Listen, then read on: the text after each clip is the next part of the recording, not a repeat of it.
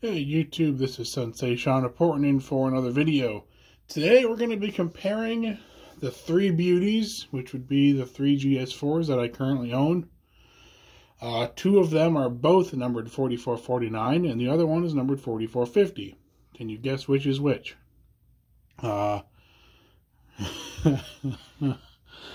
If you did guess that the far one, this one back over here, this is the Westside, this is the MTH, and this is the Broadway. So the Westside model is a 1980s-ish model, so we're kind of a little outdated here in terms of detail. But I still wanted to have it in the video because while it is still one I own, it is still a nice detailed locomotive, and it runs pretty well. I wanted to include the MTH one as well because this one is frankly the second GS locomotive I've purchased from MTH. The first one being 4460. And then because a couple days ago decided to grab 4449 from Broadway with Paragon 4 to match half of my daylight consist. Yeah, I know. Lucky me, right? Anyway, let's go ahead and talk about detail. So on the face of all three locomotives, so like here, they've all got LEDs up front. Up in the front. They're all really well detailed up in the front from what I can see. The only difference is the Westside has those red gems on the side here, which I'm not exactly a fan of, but that's typical for 1980s, so really it's a win for the Broadway and the MTH in terms of front end detail. Now if you look, you'll notice that the number board placement is different on at least on 2 out of the 3. However, this is accurate for each model year. When 4449 had the SPL on its tender, which would be the Broadway one, it has number boards up here in the front. When it had just SP, it would display the train number on the board here, or it would display the locomotive address or the locomotive number. Coming back here to the back side of each locomotive, each one is very well detailed, as you can see. Honestly though, the brass one looks the best in terms of where these are placed. I believe those are the dynamos, I believe. The brass one, to me, looks the best out of all three of these. It looks to have a bit more detail up on the top there, and to me it just looks better. The poppet valve, yes, that is accurate. That is also accurate.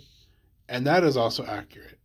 So it just depends on the era in which the model is from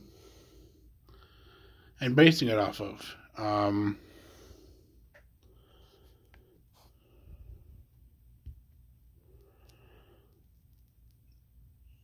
In terms of the tender, I mean, they all pretty much share exactly the same tender. The Broadway looks like it's probably the best tender in terms of detail. However, I would say the MTH missed it on the class lights and the tender. The brass one even has class lights, the MTH does not. So that's a downgrade for the MTH.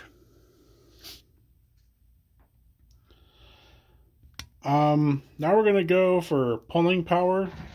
There's really no way to test this without, putting a massive train behind each locomotive. And I'm not going to do that. So really it's just going to come down to, can it pull the MTH consist, yes or no? All three can.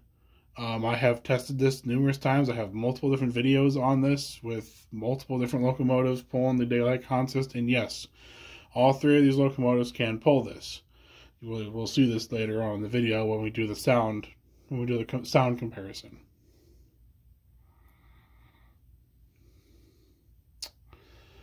In terms of the cab placement, I mean, they're the same across the board. There is no difference on the cab. I mean, maybe some handrails, but that's about it. They all slope back down to the cab, so yeah. The main difference on the brass one is, instead of it being a graphite boiler, it is a graphite smoke box. It is a black smoke box. This is by design, for the time that these were coming out. That is accurate. That is an accurate paint scheme. However, I will say the graphite, to me, is too shiny on the MTH, and it looks just right on the Broadway. The plaques on the Broadway also look better than the plaques on the MTH. They are a decal. On the Broadway, they are separately applied. You can see that if we zoom in. Sticker, actual plaques. And there are no plaques on the brass one. So there's. So again, modern times, we are looking at the Broadway being the winner here. God, what else? They've all been upgraded to LED. They all have LED lighting. The brass one has LED front lights, and that's it. The MTH has LED headlight, Mars light, number boards, and marker lights, or class lights, as well as a backup light and a cab light. The Broadway has headlight, Mars light, number board, class lights. The number board's up on top, cab light and rear light and marker lights in the rear. MTH also does have the lights up here as well. So without further ado, we're going to park the MTH and the Broadway. We're going to first pull out the brass one, since it's the one in the rear. We're going to start with that one and work our way forward.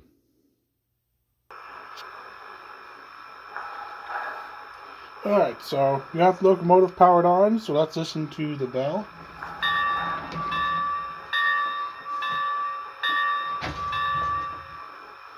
This will be the only locomotive today with the speaker inside of the smoke box.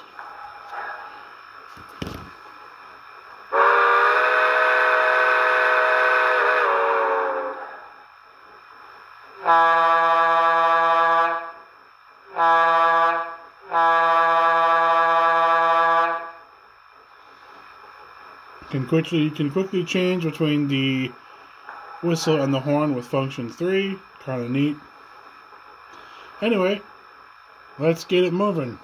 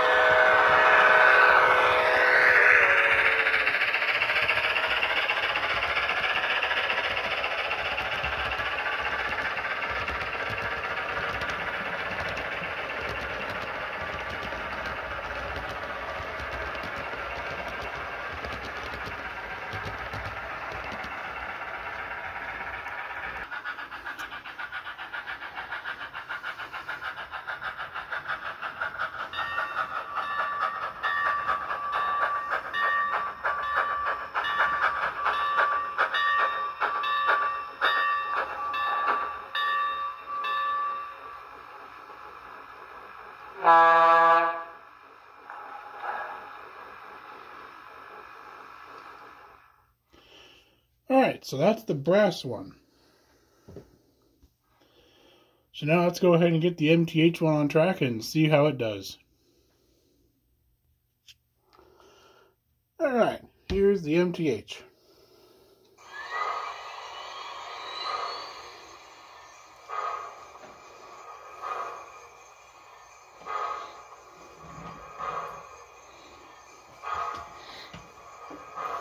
Now, the unfortunate thing with this one is, it being the new run of GS-4s from MTH, they put 611's sound file on it. So we get 611's bell.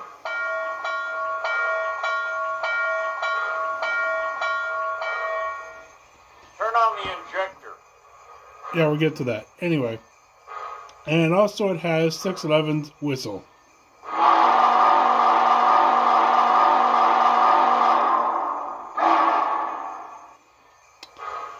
Which I don't like. It's missing that flair. Now, it's missing the GS-4 flavor. It's totally wrong for this locomotive. There's really not a whole lot you can do about it aside from replacing the decoder. Which, I mean, eventually I'm going to do. Once this decoder completely fries itself, it'll get a brand new decoder, probably TCS, honestly. So, yeah. With that, here we go.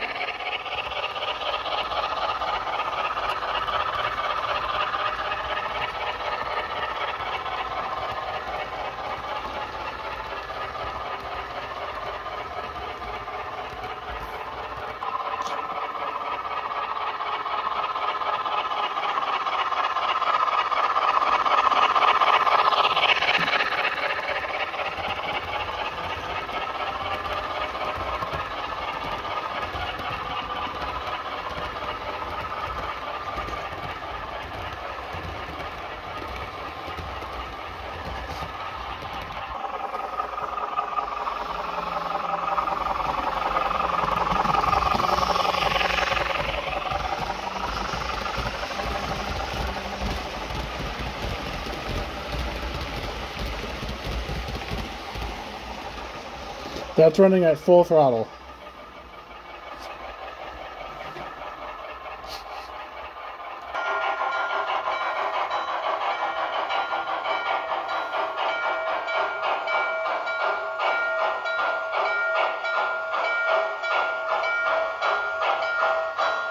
Spinning because MTH can't figure out where to place a traction tire.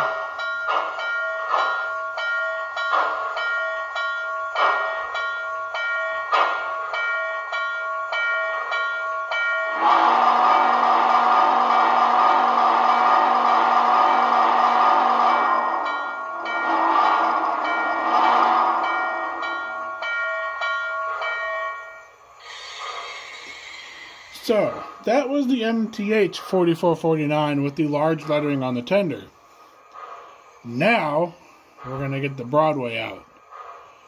As you saw in the last clip, and just in the very previous clip before I stopped it, it was running at 100% throttle. So,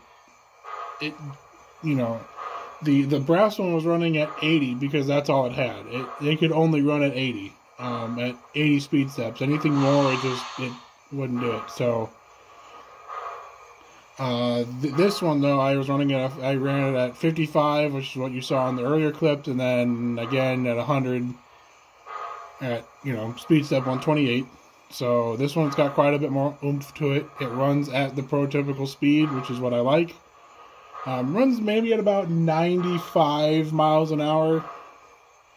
In terms of scale miles an hour. The Broadway, from what I know, runs 101. But other than that, you don't ever need a small scale locomotive to ever go that fast for any reason.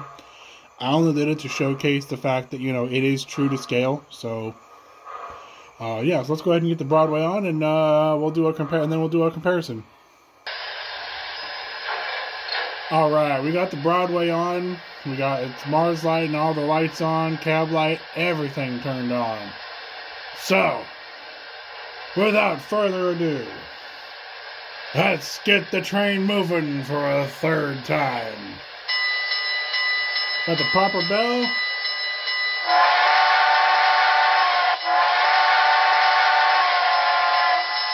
And a proper whistle.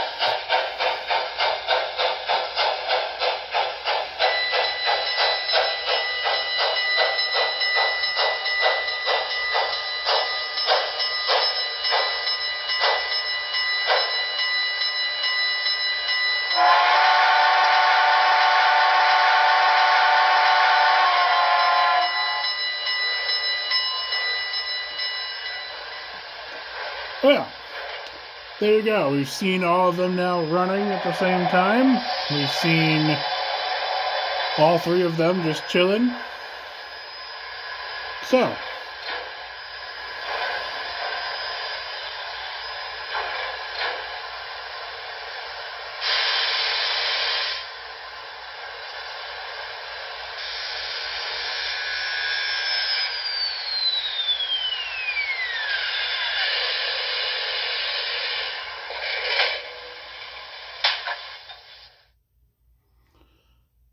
So, which one's best?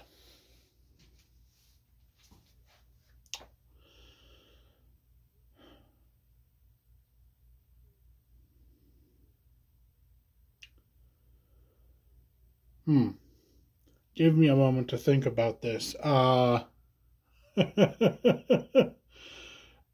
So before I forget, I want to retract a statement I said in my previous video when I reviewed the Broadway, that the jerky motion that I noticed is just because it hasn't been, this particular locomotive hasn't been broken in yet thoroughly.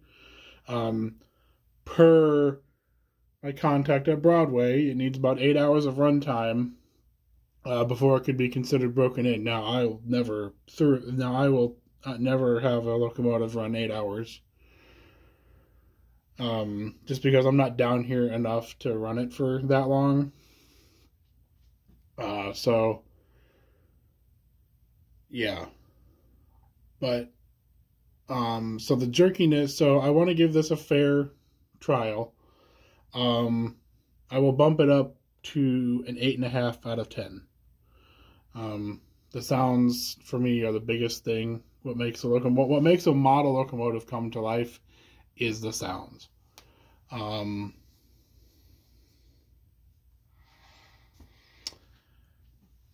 But working at the company I do, I'm kind of spoiled for sounds because of how we record it and how we do things. So I'm just kind of spoiled a little bit for, for sounds like that. So anyway, also before I forget, y'all with pre-orders, or y'all with ordering the Challenger, either in the HO Broadway Challenger with the Conductors Club membership, who want the stealth version, y'all better get your orders in now because the deadline's coming up. So if you want to make sure that you get yours, you better order enough. You better make sure you got enough orders in. I think they said they're about a little over halfway there with stealth orders. So if you want yours with stealth, I would get that order in now. You got until May 30th to really get that order in. I ordered a $39.85 with Paragon 4. So that will be the next locomotive coming in. So there's your sneak preview for what the next locomotive will be that I will be reviewing on this channel. It will be the Broadway Limited Paragon 4 Union Pacific 3985 Challenger. And for those of y'all who do N scale, well, y'all better get your pre-orders in, your orders in now for the big boy in N scale. So yeah, go to the website. If you can't figure out where the website is, it's Broadway-limited.com. There you go. There's how you get. There you go. Make sure you get the Conductors Club membership. Now, on to who wins the comparison. Who makes the best GS-4?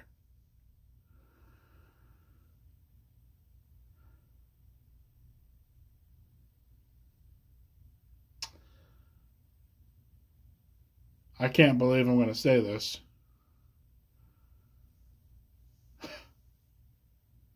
But it's the Broadway. Broadway Limited makes the best GS-4. I know. Wait a minute. Yes, I absolutely love my MTH because it was the first GS-4 that I ever had from MTH, and I absolutely love the thing. It runs well. It's the white wall version. I love the white walls. It's perfect all the way around. However, if you go back and look at the video, you'll see it struggled on the switch on this very switch right here. It struggled. It was wheel slipping like crazy. That's all due to where the rubber band tire is placed on the drive axles, and unfortunately on the MTH it's the third axle, which makes no fucking sense.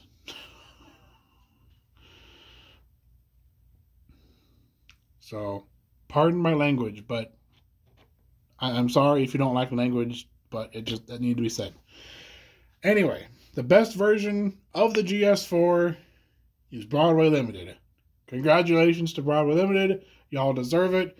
This is by far the This is by far the superior GS-4 currently available on the market.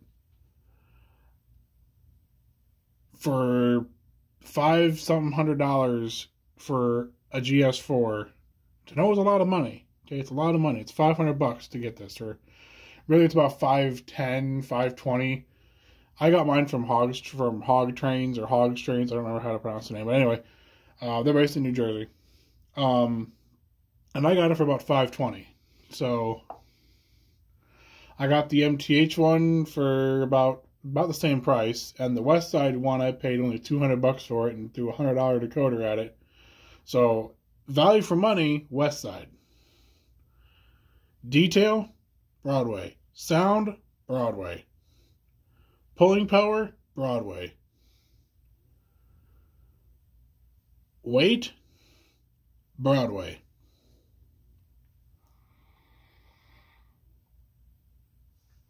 Enjoyment, Broadway.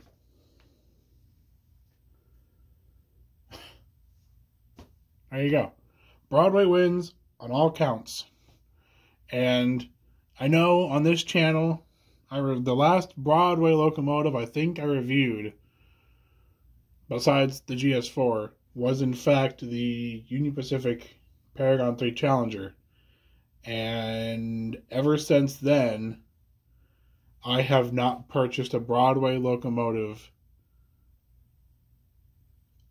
or I had not reviewed a Broadway locomotive since then. And that probably was a couple years ago. Paragon 3, as we all know, we're not even going to talk about it. Paragon 4 is so much better. It makes me so happy that Broadway listened to everyone's complaints about Paragon 3, and they added a keep alive to Paragon 4, and thus making it Paragon 4. The sounds are so much better. Sounds are clearer, they're crisper. They could be better. But in terms of a running locomotive, Broadway takes the cake. Round of applause for Broadway. Alright, y'all. So with that, this is Sensation signing off, and I will see y'all in the next one. Bye!